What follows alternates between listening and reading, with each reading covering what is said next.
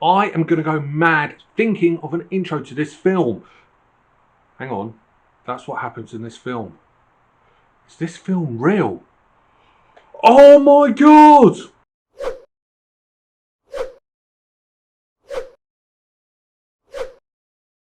In the Mouth of Madness is a 1994 American horror film directed and scored by John Carpenter. It's written by Michael De Luca and it stars Sam Neill as John Trent. John Trent is an insurance fraud investigator who's been hired to try and find an author by the name of Sutter Cane, who's apparently bigger and better than Stephen King. However, Sutter Cane is writing his final novel, which apparently will cause madness to anybody who reads it, and along with the film that ultimately will follow. And the film's name? In the Mouth of Madness. So yeah, if that introduction is confusing, that you got nothing about this film at all. It's all over the place, but that's not what we're here just yet. I'll leave my thoughts to this film to the end of this video. But unfortunately, when the film got released, it actually was a bit of a critical failure. It got mixed to average reviews at best.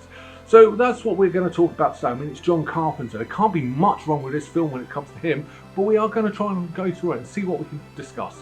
10 things that can make In the Mouth of Madness better. So, while you're here, hit that subscribe button, hit the like button, also hit the share button as well. This video is a requested video. It was requested by a YouTuber by the name of Fragrance Trips, who does fragrance reviews from Serbia. And that's his channel up in the Berry Telly. He's got no intro video, so I can't put that up there. But go and check him out. But this is actually requested by him, so thank you very much for this. And if, like always, there is going to be spoilers about this. You know, if you haven't seen this film, I may ruin it. But in this case, it may be worth watching this review first. Number 10, Rock Opening. As regular viewers are aware, I am a big sucker for good film scores. And this film is no exception. This film score is fantastic. It brings out the emotion. It's perfect for this film.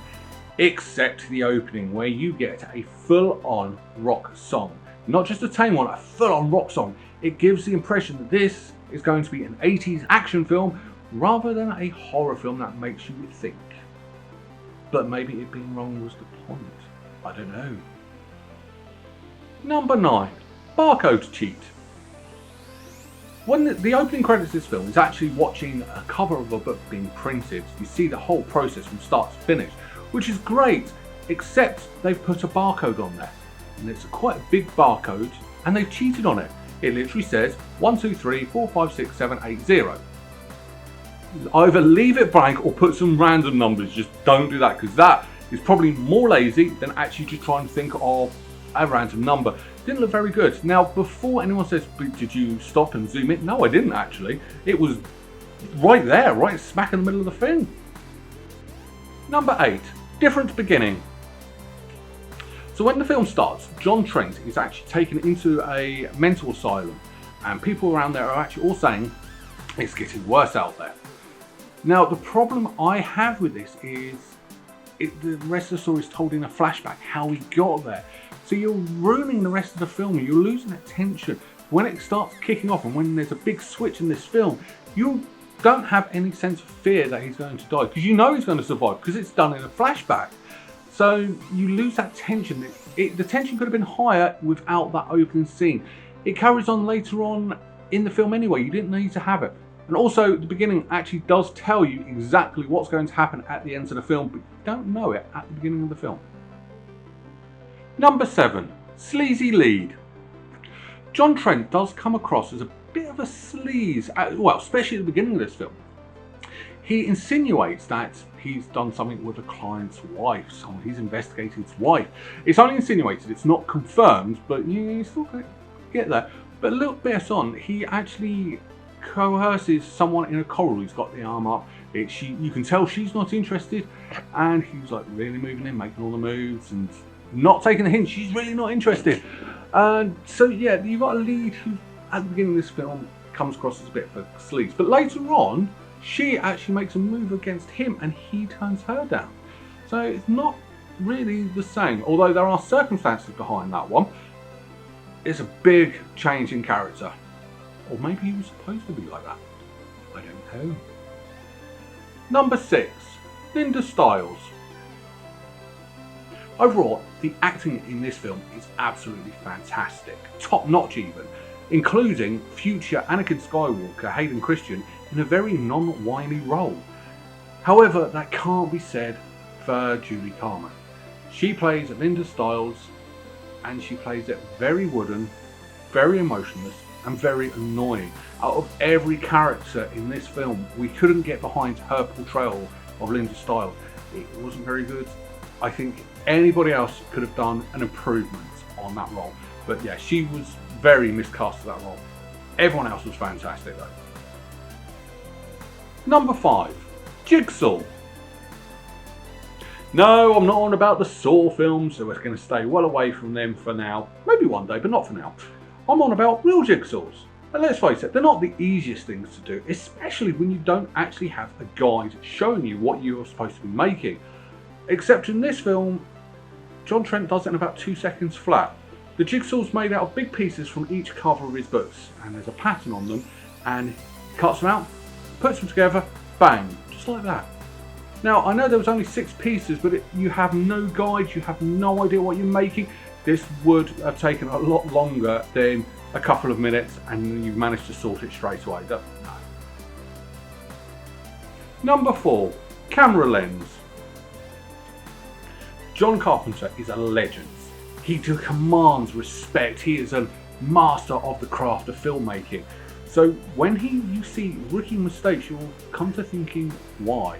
Now, the rookie mistakes I'm on about, when he does long shots of long landscapes, the lenses aren't the right lenses, so you get that curve on it. Now, most films, including Carpenter himself, normally it's dead straight, but for some reason the camera lenses he uses is curved, and it sort of ruins it. Now, while you're in the actual village of Hobbs End, it works, because you're not actually there. But in the real world, it doesn't work. Except that John Trent isn't actually in the real world, and oh my god, was this on purpose? Number 3, happy dogs. So there's a scene in this film where dogs are chasing away Trent and Stiles away from the church. And these are supposed to be really angry dogs. They're going to rip you up if they catch you.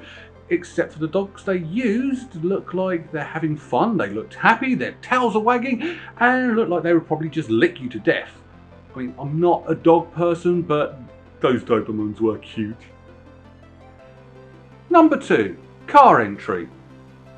So Trent rescues Stiles from the angry mob in the village, and he picks her up, he carries her over to the car, puts her in the car, and gets in. Wait, what? He didn't push her over, he didn't run round, he just got in straight away. It was like the actress moved over. It doesn't make sense. You can see why this film is making me mad. Number 1, where's the sequel? So, at the end of this film, everyone on the planet is going mad from watching this film, inside this film. It's said that everyone will die out, the human race will die out within 10 years. But how? I want to know. This film ended, great. But what about next film? I need to know. Did they find a cure? Did they find a way? How did they die? There are too many questions. We need to know what happens next. Final thoughts. Oh my god, I so freaking love this film. It was a brilliant film, and I'll be the first one to admit that these things to make the film better, I'm nitpicking. The film was fantastic. But then again, it's John Carpenter. What else do you expect? Even though the film will make you mad watching it. Look, I need a therapist after making this. But the film was brilliant. He outdid himself on the score. There was things that are stupidly wrong, but I get the feeling they're supposed to be stupidly wrong. However, on a channel like this, I have to pick it up. But I think they were there for a reason. Acting, with the exception of Linda Carmen, like I mentioned earlier, it was brilliant. Sam Neill was fantastic. You really got the madness out of Sam Neill. I like the madness I've got here. I mean, it's a shame Sam Neill never got some bigger roles. I mean, this was after Jurassic Park, but he's never really got to those heights ever again. It was brilliant. I can't fault this film at all. And so thank you to the people who recommended this film and said it was a great film. I agree. So what am I going to rank it? Well, I'm going to go against all the reviewers. I'm going to go all the critics, I'm going to go with, count them, yes, there's 9 berries. Yes, I'm really giving this 9 out of 10, and no, it's not a sign of my madness. My therapist said I'm okay, really. But that was it. It was that good. If you don't believe me, go and check this film out. It's on Amazon Prime. Go and watch it. It is fantastic. But that's it for today. What did you think? Don't watch this film, otherwise you'll end up like me. But yeah, what did you think of the film? Leave it in the comments. And next week, let's carry on with this subject. Let's talk about Stephen King. Yeah? So come back next week, next Sunday, 6 o'clock. I can't salute you this week. Bye-bye.